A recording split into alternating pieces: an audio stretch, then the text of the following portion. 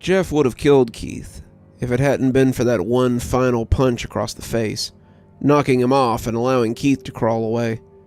Keith dragged himself to his feet and gasped for air, running away as soon as he could, wanting to get away from the crazy man as soon as possible.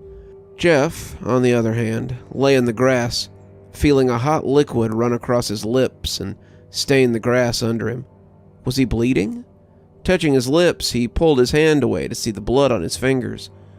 This sight sent shivers down Jeff's spine as he realized what had happened. He tried to murder someone. Picking himself up off the grass, he quickly grabbed his bag and made his way home. Half of his face felt numb as blood dripped onto his favorite shirt. Walking had also become a chore for him, but he pushed through. He wanted to cry to ease the pain somewhat, but he wouldn't do that in public. Crying in public made him feel weak. Eventually, Jeff made it home, being greeted by his father, who immediately noticed the state of him. "What happened?" Peter asked, freaking out and grabbing his son's shoulder as he pulled him into the kitchen to wash his face. "Keith," Jeff mumbled, following his father over to the sink as he bent over the counter, allowing his father to splash water on his face and clean away the blood. "Who's Keith? Is that some kind of kid at school? Did you get into another fight?"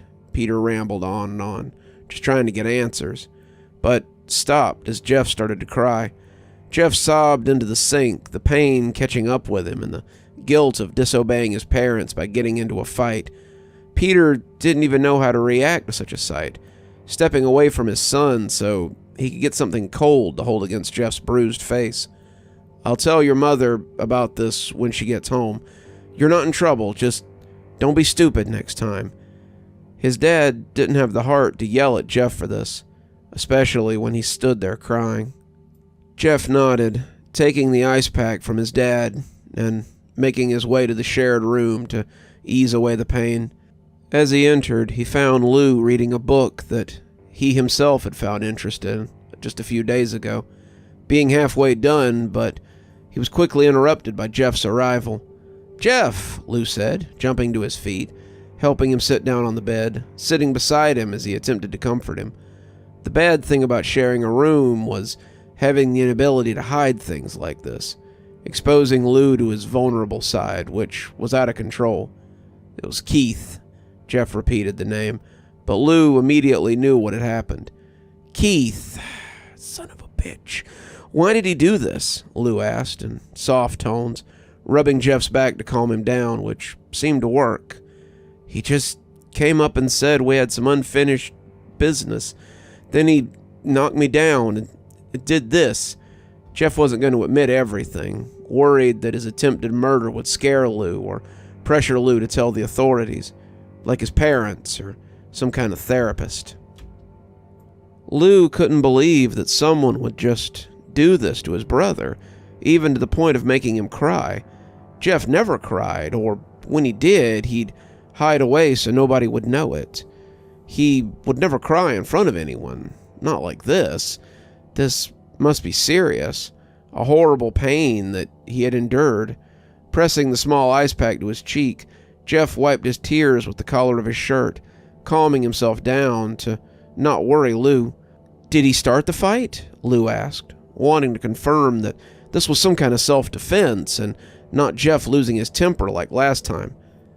"Yeah," Jeff said, his voice having failed him the first time he tried to replying louder, which resulted in him raising his voice like this. Lou patted Jeff's back, frowning deeply. "It's okay, we'll just stay away from them, to avoid this from happening again." That helped some, but the pain still pulsed through his body. His head even started to hurt due to the crying. "Okay," Jeff sniffled, pushing himself to his feet so he could take his leave of the room, to clean up his face a little, so there wouldn't be any blood staining his skin. His mother didn't talk to Jeff when she came home, first being worried about his physical state, but once she realized he was fine, she went on and on about how he should have just let things go. Jeff had his pride to uphold, his dominance and power, but being in a new town like this, he was a nobody.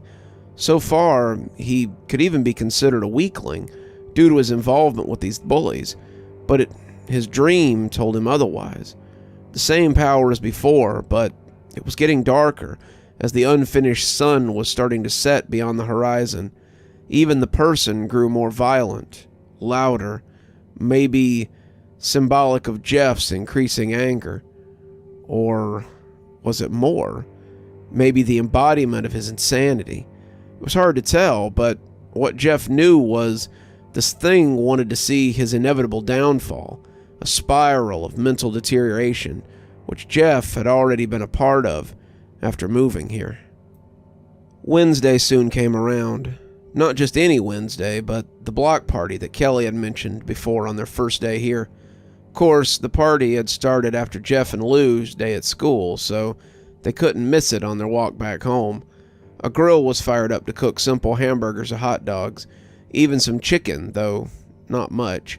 Bottles of soda and lemonade sat across folded-out tables. There was even a cooler of canned beer for the adults. Peter and Margaret were already mingling with the other parents in the area, as the kids of all ages hung around those whom they wanted to play with. It was quite the loud party already. Lou first informed his parents of their arrival from school before grabbing himself a plate of food, Jeff following close behind, but staying quiet. Music filled the air as old hip-hop played through the speakers, just creating a wholesome mood and filling up the awkward silence. Jeff grabbed a burger, dressing it with tomatoes and ketchup and lettuce. He took a seat on the porch steps of the house, not wanting to meet anybody after moving, just wanting to be alone, but still outside so his mother wouldn't pester him about being rude. Though, being the odd one out might have turned out to be the worst decision of his life. Two familiar skaters were approaching him up the busy cul-de-sac, spotting him almost immediately. Turning their boards in his direction and turning down the road, Jeff took note of what was about to come. "Jeffy!" called Randy, as Troy followed close behind him. Jeff's heart sank, turning his attention to the floor so he wouldn't acknowledge their presence, but that didn't seem to stop them. "Come on, Jeffy! Not even a hello anymore?" Randy purred, plopping down beside Jeff, skateboard resting against his leg as Troy stood close by, not having much to say, but there to protect Randy if a fight were to break out. "Go away," Jeff grumbled, messing with the bread on his burger while the plate sat along his lap. Randy shook his head, leaning against Jeff's side, getting more than a little personal. "No, I don't think I will. You know, heard about what you did to Keith." That name rang through Jeff's ears. He just wanted to forget what had happened in the first place. "Honestly, I don't believe it." Randy leaned closer to Jeff, who turned his head away, not giving him the satisfaction of looking at him. Randy huffed, quick to knock the paper plate out of his lap, sending the food flying into the yard. "Look at me, you little bitch," growled Randy, finally getting Jeff's attention as he glared back at him. "What do you even want?" "I ain't doing nothing," Jeff shot back, catching the ear of a few of the neighbors who glanced over to see what was going on. They assumed it was just a small bicker between rivals. "Ain't doing nothing. That's right. You are doing nothing. You're letting me yell at you, treat you like crap, and you ain't doing a thing about it," Randy pointed out, just trying to get under Jeff's skin, to see if he had did to Keith what he had said he did. Did Jeff really try to murder one of his friends?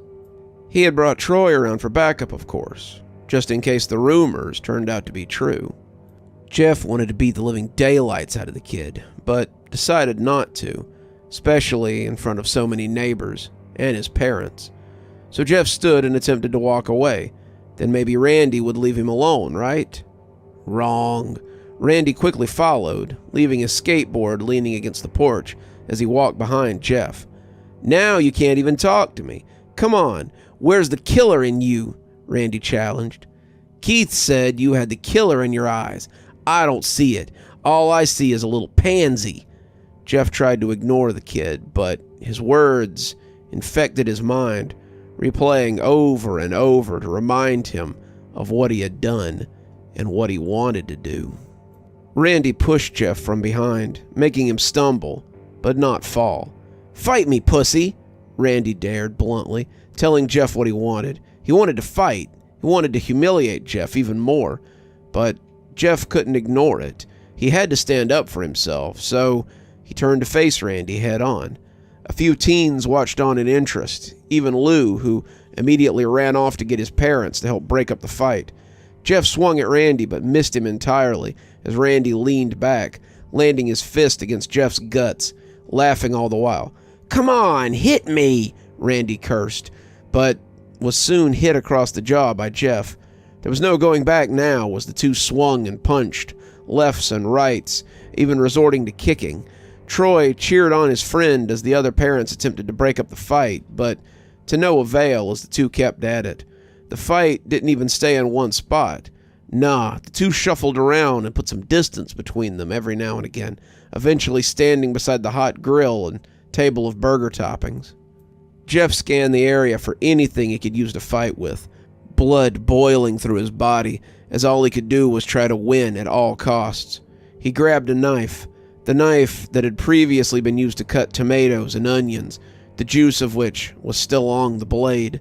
But Jeff didn't care as he swung in Randy's direction. Surprised, Randy tried to stay out of the way of the knife while also continuing the fight, but it was proving difficult, having been sliced at a few different times. Parents watched in horror as two 17-year-olds fought to the death, calling out for them to stop and even calling the police. Jeff couldn't think anymore, feeling as though the world around him was fading away as his worst enemy stood before him, bleeding, though not by much. That was until Jeff plunged the knife into his side. Shocked, Randy had stepped away to cover his wound, shaking as blood dripped between his fingers. That glint of killer instinct sparkled behind Jeff's eyes, confirming the rumors to be true. Keith wasn't lying, it seemed. In a desperate attempt to save himself, Randy grabbed the first thing he could find, which was a bottle of lighter fluid, and was quick to spray it at Jeff, who was unable to dodge the flammable chemicals. The liquid coated Jeff's clothes, standing in a small puddle of it, but before Jeff could react appropriately, Randy had tipped over the still hot grill. Granted, the hot metal burned Randy's hands, but it was just enough for the burning coals to fall along the flammable liquid, casting Jeff alight in flames. Screams echoed through the neighborhood as Jeff tried to pat out the flames that covered him, even falling back against the hard pavement in an attempt to roll them out. Jeff had only been alight for a moment as one of the parents put him out with a fire extinguisher, but it was just long enough to do some real damage. The fight had broken up. The adults were tending to both kids and attempting to keep them alive, hearing sirens in the distance. Randy wasn't faring too well, as the deep gash along his side wouldn't stop bleeding, making a mess all over the pavement. Jeff, dizzy from pain, lay motionless in the street as his parents tried to comfort him to keep his attention, but that didn't last long. Jeff couldn't take the pain anymore and had passed out due to shock, still alive, though barely, accepting death if it were to come, but was undoubtedly lucky. Police and paramedics rushed onto the scene, taking away both kids as they were brought to the hospital, which was a ways away. Jeff was lucky to be alive, being given his own room at the hospital to recover while most of his body was wrapped in bandages. His arms and most of his legs were neatly wrapped, the patches decorating his chest under the gown he was given, but his face was completely covered.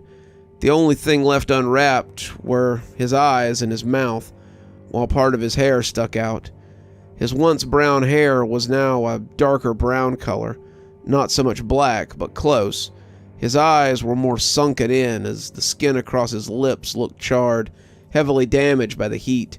What the doctors couldn't fix was Jeff's broken mind, as in his unconscious state he was plunged into nightmares. That same reoccurring dream haunted him, but now it was night, and the person who used to mock him now lay dead along the painted floors. That didn't stop the voices from echoing through his head, now sounding like 10 or even 20 people whispering insults and threats down at him, completely breaking him in two. Jeff didn't spend long in his dream state, though. It had felt like an eternity to him, but he eventually woke up to find his family around him. Lou stood beside the adjustable hospital bed, while his parents sat on either side on the two padded chairs, immediately standing once Jeff started to stir. "He's waking up," Lou announced. "Hey, boy," his dad said, coming down to the dizzy patient below. "Mom, Dad, Lou," Jeff called out in a softer tone, licking his lips in an attempt to get rid of the chapped feeling, but it wouldn't go away. "We're here, Jeffrey. Don't worry. How are you feeling?" his mother asked, reaching down into the bed to find Jeff's burned hand, gently holding it in her own to comfort him. "I'm okay, I think," Jeff mumbled, unsure if it was true or not. Physically, no. Mentally, absolutely not. But he wasn't going to worry his family about it. Rather, he reassured them that he was going to be all right. "Why'd you do that?" his dad asked impolitely as he was nudged by his mother, but the question was already out. Why? Jeff tried to remember why. I mean, it was clear to anyone that he did it out of annoyance because of the kids' constant insults, but Jeff thought it could have been more. Maybe he just wanted to hurt someone, to hurt anyone. Maybe he was overthinking things, twisting the events in his mind to justify the stabbing. "Is he alive?" Jeff asked, completely forgetting the question that had been asked. The family looked away, unsure if they even wanted to answer it. Would it be a touchy subject, they wondered? "He's dead," Jeff assumed bluntly. Not even a change in his tone to show sympathy or fear, just pointed out the facts as they were obvious to him. "Yeah, he died on the way to the hospital," Lou confirmed, believing that he shouldn't lie to his brother, much to his parents' dislike.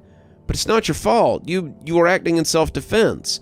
That's what we told the police when they arrived. You're fine," Lou explained, feeling the glare of his mother, but he ignored it. "Oh," Jeff hummed, looking at the blank wall across the room instead, realizing now that he successfully murdered someone, another person. It's one thing to do it in a dream, but in real life, it was horrible. Jeff had shut down after his realization, refusing to speak any further to his family, even Lou, who continued to comfort him. Lou was worried about his brother, but there wasn't much he could do. The family eventually left, and Jeff needed to stay at the hospital for a couple of days to monitor his process of healing, as his burns needed a lot of attention, or if there was maybe some internal damage left unseen. Every day after school, Lou would visit. Lou would catch a ride with a friend to drop him off there and check himself in to see his brother before waiting to be picked up by his dad, who worked about 10 minutes from the hospital. His parents only visited twice, but Jeff didn't mind. He would much rather have been alone anyway, to fully understand what he'd done. So when the day came for them to remove the bandages, his family came to watch the procedure and also pick him up afterwards so that he could go home and act like it never happened. "He's gonna be okay, right?" Lou asked the doctor, who was getting ready to snip the bandages. "Yes, he's been showing no signs of pain or discomfort, so we believe he's healthy enough to return home," the doctor reassured, which helped the nervous family. Starting with the small wraps along his arms and legs, showing the burnt skin underneath. The patches on his chest were then removed, showing more of the horrible burned state, but then it came time to work on the face. Slowly, the bandages were unwrapped, showing Jeff's hair, which was now a darker brown color from its lighter shade, and was now thinner with small bald spots here and there, leaving his hair uneven. Then his face was revealed to his parents, who winced quietly at the sight. They did their best not to worry him or act like they hated him, but the sight was just horrible. Jeff's skin was a bit pale from his days without sun, and the burns that scattered along his rough skin, his sunken eyes, his lack of lips almost made him look skeletal. "How do I look?" Jeff asked, first looking up at the doctor, who smiled, and then over to his parents, who held forced smiles across their faces. "Better than most. Consider yourself lucky, Mr. Woods," the doctor spoke with optimism, but Jeff didn't care about others who may have it worse. He only cared about himself and what he looked like. Let's get you out of this bed, and when you're ready," the doctor glanced over towards the parents, waving for them to come over. "A word, please, while he gets ready." They asked as the family agreed and followed them out of the room. "Will he be okay, ma'am? Like, really?" asked his father, who was concerned about Jeff's new look. "Yes, he'll be okay, but if he ever feels any pain or discomfort, here." The doctor pushed through her pocket to retrieve a small note. "Here's a doctor's note for some pain relievers and a number for a therapist, if he needs it. Knowing patients who undergo extreme pain, it could make them act differently. So this should help provide a safe outlet for him to express his emotions." The doctor explained, giving his father a note and holding out the prescription information, also the number for the therapist. "Thank you, ma'am." His mother bowed her head, thankful for all the help they had been given, but now the three of them waited on Jeff. His mother had left a change of clothes for him on the small cushioned chair by the bed, something comfortable for the cold night just outside. He was given a black shirt and a white pullover hoodie, paired with some black jeans and his usual worn sneakers, an outfit that Jeff found he didn't mind. Once dressed, he made his way out of the room, almost scaring his mother in the process, almost screaming if she wasn't informed by Lou, who eagerly awaited his brother's arrival. "Looking nice, bro," Lou smiled, offering a compliment in an attempt to lighten the mood, to make Jeff feel better about his appearance, which worked a little. "Thanks," Jeff laughed softly, more so a huff of air leaving his mouth rather than a laugh. But Lou thought of it all the same. "Y'all hungry for some pizza?" his dad announced, planning to stop by the pizza shop on the way back home for a quick meal. It was dinner time after all, and the two brothers seemed happy about that. With that, they checked out of the hospital and made their way back home. Jeff and Lou sat in the back of his father's truck, the seat in front smushing his long legs, but he'd grown used to such a tight space over the years of riding in the vehicle. As promised, his dad stopped for pizza, rushing in to grab a box or two to feed the family and believing that they could eat what was left over the following day. But that was just a waste. After dinner was bought, the drive home was silent, almost tense due to the awkward atmosphere. Pulling into the driveway of their home felt weird for Jeff, remembering the day he murdered someone here, and he himself had been burned alive. Brushing his fingers over his cheeks, he tried to push that memory aside to focus on the task at hand, to get inside and devour some pizza. Pulling the front seat forward, Jeff and Lou crawled out, fixing their clothes as Jeff took a moment to look across the street. There was nothing there. Not even Jeff knew what he was looking at. Maybe the memory of what had happened here. Lou assumed as much. "Come on, bro, let's get inside." He set his hand on Jeff's shoulder, guiding him inside. Margaret set the pizza down on the kitchen counter, grabbing a few plates for herself and her family. "Get what you want," she called, but Jeff had other plans. "I'll get some later, Mom," he said softly, pushing past Lou so he could enter the bathroom, finally wanting to see his face. The sight stunned him, viewing the dead skin and peeling scabs, the thinning hair. He looked hideous, an abomination, but he felt as though he deserved it. No, he deserved more than this. Burning his entire body wasn't a decent enough punishment for what he had done. For God's sakes, he had murdered someone, let alone a kid just like him. So this just wasn't enough. More needed to be done before he could truly forgive himself for what he had done. "Jeffrey," called his mother, pulling Jeff from his thoughts. "Yeah," he shouted back. "You need to eat something," his mother said, expressing her concern about Jeffrey's skinny frame and more so his health in general, believing he needed to be fed breakfast, lunch, and dinner to make up for his injuries. "I'll get some in a minute," Jeff groaned, not feeling in the mood to eat, but he couldn't keep staring at himself, or else he'd start thinking of things he shouldn't. Leaving the bathroom, he passed by Lou, who carried a plate to their room, always a bed eater even at a young age. The comfortable environment while eating a delicious meal would always make Lou feel safe or content, so tonight wasn't any different. Jeff watched his parents eat together at the kitchen table, smiling when their son entered the room, a forced smile that Jeff could see through. He didn't pay them any mind and simply filled a plate with pizza, only grabbing 2 slices before joining Lou to eat in the room. Their room looked so weird to Jeff as his side was left untouched, maybe clean of dirty clothes he had left on the ground. But other than that, it was left the same as it had been the week before. Lou's half had a few new additions, mostly drawings or photos of friends he'd made at school, being quite sociable, more sociable than Jeff ever was. Sitting on his bed, Jeff felt sick just looking at the food. "Do you want this?" Jeff asked. Lou, who sat cross-legged on his bed, pizza hanging out of his mouth, said, No thanks." Lou waved his hand, wiping away any sauce left on the corner of his mouth. "I'm not going to eat this." Jeff sat down the plate, which worried Lou somewhat. "I'll take 1 slice from you, but you have to eat the other."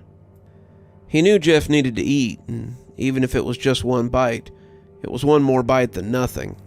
"Fine," Jeff groaned as he took 1 of the slices, forcing himself to bite into the cheesy dough, his stomach already churning at the thought of eating this entire slice. But he pushed through it to make Lou happy. As Lou promised, he took the 2nd slice, eating it alongside the other 2 that he had picked up already. Nothing else much happened that night. Maybe a few check-ins from Mom and Dad, but other than that, the 2 sat in bed with barely any conversation between them. Eventually, Lou turned over to get some sleep, leaving Jeff alone with his thoughts.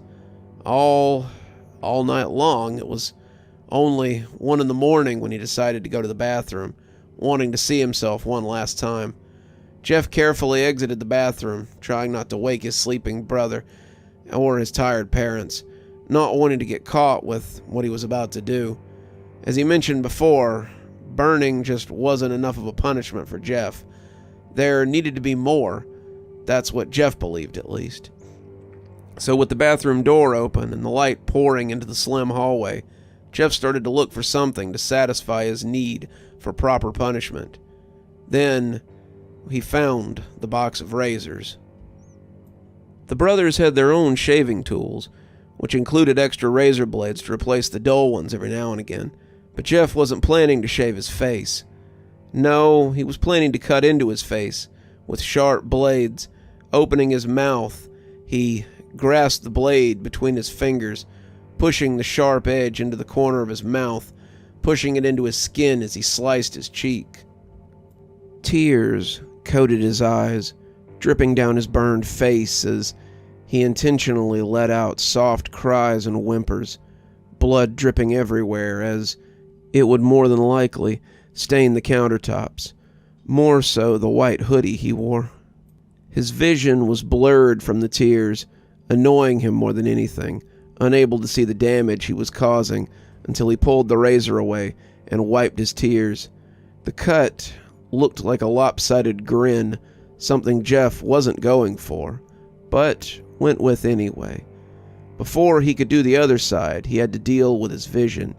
He leaned over the counter to be as close as he could to the mirror with his shaky hands. He pulled out his eyelids, cutting them off. He stomped his foot along the tiled floor, letting out quiet screams as tears and blood dripped from his eyes. Even wiping them away didn't help, but now he could see what he was doing, without interruptions. Finally, he started working on the other side of his mouth, screaming as he pushed the blade into his skin, curving the blade upward to make an asymmetric pattern across his face. He was soon interrupted by his mother, who stood by the doorway, a hand covering her mouth as though she couldn't believe what she was seeing. Her son was mutilating his face. And for what? Jeff stared over at her, blood dripping from his mouth, his tears freely running down his face. "Mom, I'm sorry. I'm so sorry," Jeff muttered, feeling harsh shock of pain run through his body as he opened his mouth to speak.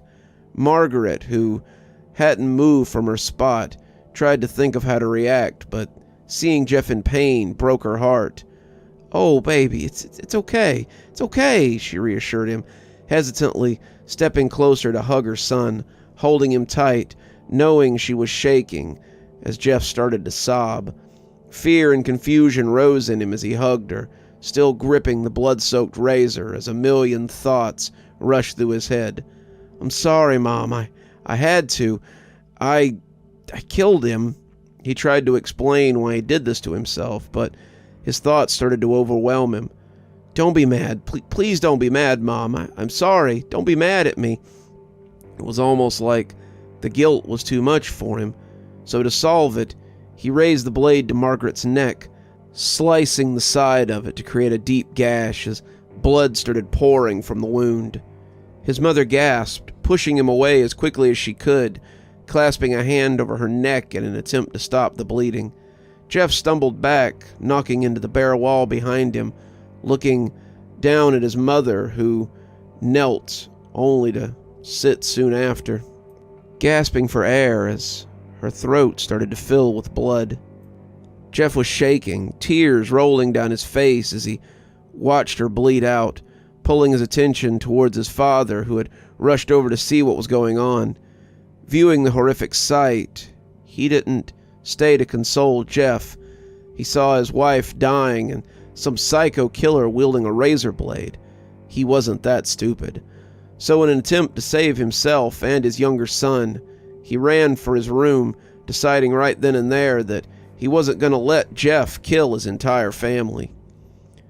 His father stumbled to the side of the bed, digging through the drawer of the nightstand and pulling out the lockbox with the 4-digit code.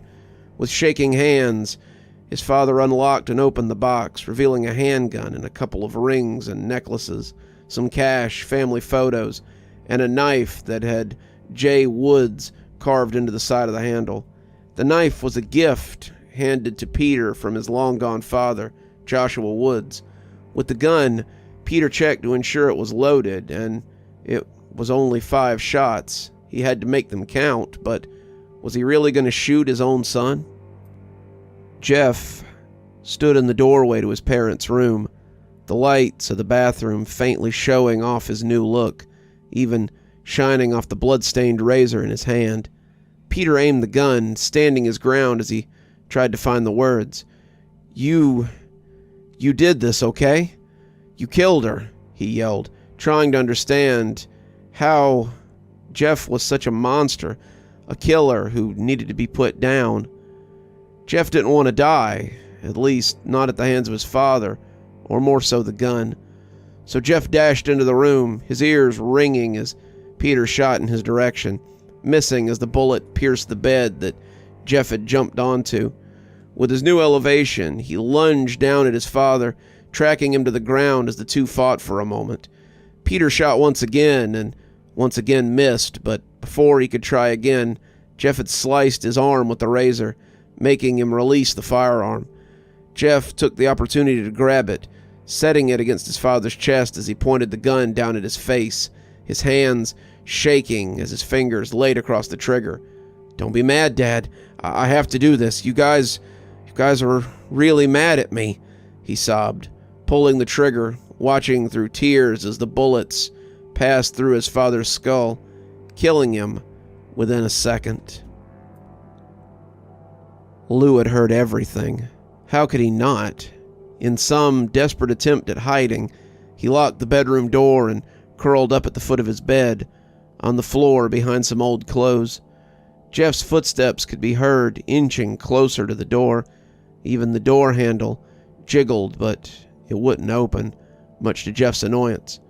"Lou, please, open up, please, before Mom and Dad wake up," Jeff pleaded, but Lou wasn't giving in, terrified for his life, of the brother he once trusted. Jeff, now armed with the half-empty gun and the knife he found in his father's lockbox, banged at the door for Lou to open up. "Please, I don't want to get in trouble," Jeff cried, resorting to shooting at the door, which worked in unlocking it, or at least creating a hole for Jeff to reach in to unlock it. Now with the door open, Jeff quickly entered, dropping the gun on the floor as he scanned the room for his brother. "Lou," Jeff called, finally seeing his little brother hiding from him. Lou saw Jeff's new look, and it sent shivers down his spine, convincing himself that he was looking into the eyes of a devil, but for a moment, until he realized that The thing was indeed his brother. Jeff shook in fear, rubbing his face with his free hand, smearing blood everywhere as he spat out whatever liquid occupied his mouth. "Lou, get in bed, please. It's late." "It's bedtime," Jeff informed, begging Lou to get into bed. Lou had no choice in the matter, knowing that he couldn't run and hiding wasn't an option, so he played along. "Okay, Jeff, I'll go to sleep," he stuttered, rising to his feet and rounding to his bed, carefully getting in to satisfy his mentally distraught brother. Pulling the blanket over him, Lou looked up at Jeff with a forced smile. Now you go to bed. We can talk about it in the morning," he reassured him as Jeff slowly cried, unable to blink away his tears, even if he tried. But Mom and Dad will find out what I did." "They will. I'm scared, Lou, I'm scared." Jeff expressed how fearful he was of his dead parents, standing over Lou's bedside, knife still in hand. They won't be mad, Jeff. I'll talk to them, okay?" Lou swallowed down his fear, but Jeff just couldn't understand what was happening, what he had done. Just go to sleep, Lou. Please, just go to sleep. Please, please, please, Lou. I'm sorry. Just sleep. Jeff broke down, slicing the knife across Lou's chest, causing the boy to scream out in pain, but Jeff didn't stop. Slice after slice, even a few stabs were inflicted on the poor boy, as Lou's cries echoed through Jeff's mind. The only thing that made Jeff stop was the soft whimper he heard from his brother, begging out, "Jeff, please!" Only then did Jeff realize what he had done, and without another word, Jeff took off down the hall. He was terrified of what the family might say to him, might do to him when they woke up from their forever nap. But this was all in his head. His parents would never wake up, but he continued to flee, even running out of the house and disappearing into the night, needing to get as far away as possible. Lou was left bleeding out on the bed, shivering from the coldness of death as the warm blood blanketed his shaking body. But he wouldn't give up. Lou wouldn't die. You're still here. Thanks so much for joining us for tonight's spooky tale. If you'd like a little bit more spooky in your life, why not click on one of the videos that appears at the end of our story? Or maybe head on over to one of our playlists where you can get your fill of spooky content. If you like your spooky a little more tactile, I've got a new book that's come out. If you'd like your own copy, there's a link below in the description where you can get your own copy of my spooky book. If you like what you see here on the channel and think you might like to support in a more monetized way, then why not come over to Patreon or become a member on YouTube? Speaking of, let's go ahead and thank our members now. Thanks to Civ Garstad, Unicorn Hollow, and Heather for being our Spooky Ghost contributors. Thanks to Janet, Lee Kendall, Saikat, Ronda J, Sue Casper, and Valinator for being our Spooky Skeleton tier contributors. And thanks to Hi Stacy, Winter, Xaronan, Stephanie Carrington, Tyler Parker, Cinnamon Fox, and Sarah Samar 42 for being our Ghostly Reader tier contributors. Thanks, everyone. We just couldn't do the show without you. If you too would like to support the show, we always tell you to come on down to Patreon or check out my member section on YouTube. Spooky Skeleton contributors get their video 12 hours earlier at 8:30 a.m. as opposed to 8:30 p.m. And Ghostly Readers get a book every time I write one on their doorstep. There's actually one coming up here in a few weeks, so if you'd like to get in on that, please go ahead and sign up. And as always, thanks for stopping by. Dr. Plague, signing off. Have a wonderful evening.